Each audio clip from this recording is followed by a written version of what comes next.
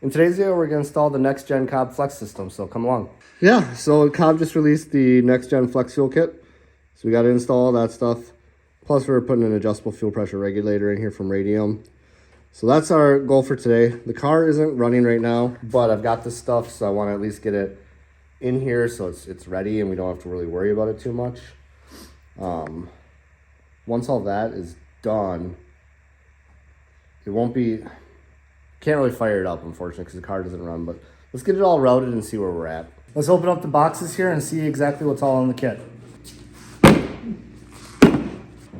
So here's the NexGen kit and the Flex Fuel sensor kit. I know Cobb, they made this for their new fuel lines that are running parallel. We're not going to actually run these lines because we're still running the stock fuel rails, but the Radium fuel pressure regulator. Not a big deal, we'll get that all figured out. But here's the NexGen stuff. So this right here is the Cobb CAN bus module. And it plugs into your electronic boost solenoid, which is where I think it gets power for the sensor from. This is for the sensor, and then it has both TGV plugs. I think some wizardry goes on, but that's basically it. It's a pretty straightforward kit. We're not going to install any of the wiring because we're going to wait till the intake manifold's on. But we'll get the sensor and the module put in place today.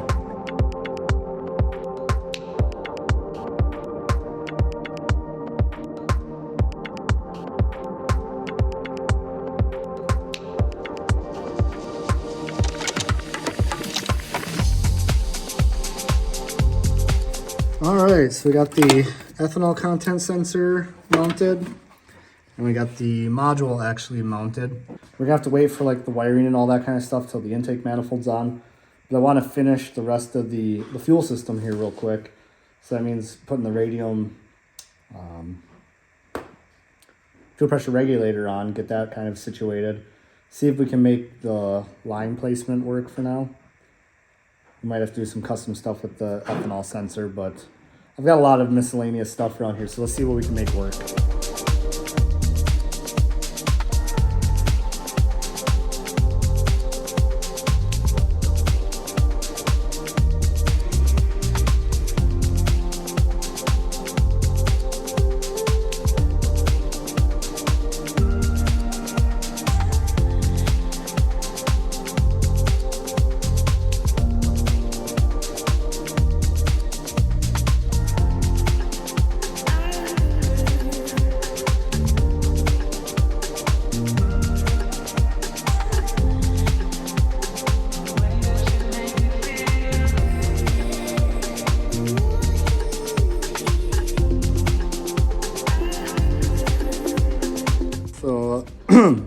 So I had to take a page out of Dusty's book of brackets made of anything. This is an old flex fuel bracket that I'm going to reuse for the Radium hanger. Not Radium hanger, the Radium fuel pressure regulator. Let's throw this in real quick and the fuel system's basically done until we get the intake on then.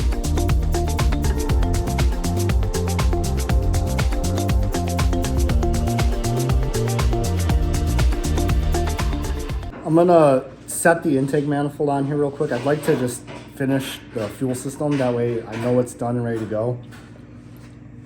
It's pretty much just two lines from the flex fuel sensor to the fuel rail, from the fuel rail to the fuel pressure regulator. Yeah, cool. Let's do that real quick. That way we can, I guess, check something off the list, which we really haven't done because nothing is really complete on this car right now. But yeah, all right, let's do that. Well, there's all the fuel lines all complete and everything. So we got it, comes out of the car, down to the flex fuel sensor, up out of the flex fuel sensor to the rails, through all that to the factory line, to the Radium regulator, to the return. So all that's really left for the fuel system is to plug all the flex fuel stuff in. Can't do that right now because I got to do the AOS. So I think we're going to throw that in real quick and then actually bolt the intake down and start doing the other stuff. Well, all right, be right back. All right, so I'm back. Josh and I were here late last night putting the intake manifold on. I didn't film any of it. It was a whole ordeal because the coupler sizes. Doesn't really matter. but it's on. So what we need to do now is I would like to, before we plug all the other stuff in, I want to get all the flex fuel wiring ran. That way it is good to go and we can button things up. Because once we start buttoning things up, I'd like to potentially try and start it. I know it's a little ambitious, but we'll see. So first things first, like I said, let's get the flex fuel wiring ran and go from there.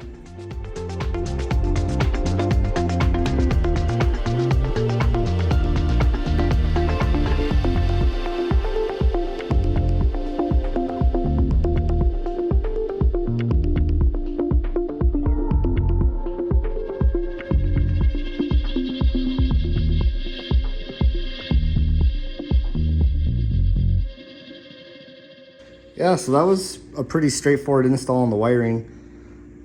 I'm not the biggest fan of how messy it is, but I don't really know how much to do about that.